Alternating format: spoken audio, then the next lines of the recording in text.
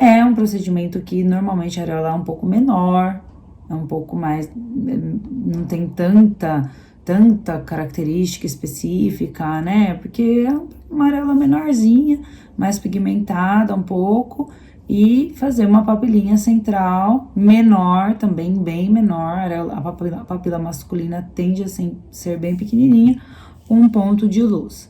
E pedir para ele a mesma coisa, né? Aplicar a pomadinha, apesar que não tem aquele rigor da paciente, da mulher, porque não vai ter um implante, né, que nos gera preocupação. Então, você pede para usar a pomada, mas já não tem toda aquela preocupação de ter uma área de entrada, né, de contaminação, como acontece com a mulher. Cicatriza 15 dias depois, não precisa mais usar pomada, e daí um mês depois a gente precisa então reavaliar para fazer eventuais retoques, né? 1 ou 2 retoques quando for a areola de necrose, quando for uma areola de mastectomia, normalmente um retoque já costuma resolver muito bem esse procedimento, tá? Então, de peculiaridade de homem, a gente sempre vai manter com curativo e ele vai ter alguma dificuldade com esse curativo, porque obviamente ele não tem o sutiã que segura o curativo e às vezes o micropore não segura muito bem no pelo, né? Então, nessa fase, a gente pede para ele tirar um pouquinho do pelo e às vezes, se tiver muito difícil manter o curativo, passa só pomadinha e deixa e não coloca tanto o micropore e a gaze para cobrir, para segurar, né? Mas eu sempre mantenho aquela orientação de ficar 15 dias sem nadar, nem em mar, nem em piscina, não submergir a região tratada com a pigmentação.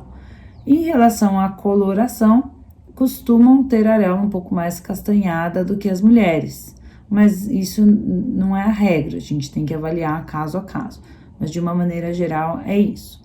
Eu lembro que o caso que eu atendi que foi um pouco mais complexo foi o caso de um adolescente que ele estava acima do peso e aí ele fez a ginecomastia e teve esse desfecho desagradável, tanto para o cirurgião quanto para o paciente, óbvio, de perder a areola. E aí o cirurgião me encaminhou e ele veio com a mãe, porque nessa idade, assim, mais jovem, né, acho que ele era maior de idade, mas ainda, né, sob a tutela da mãe. E eu lembro que eu tive que acalmar mais a mãe do que ele. Eles estavam muito ansiosos e às vezes eles vêm até com uma pontinha de agressividade.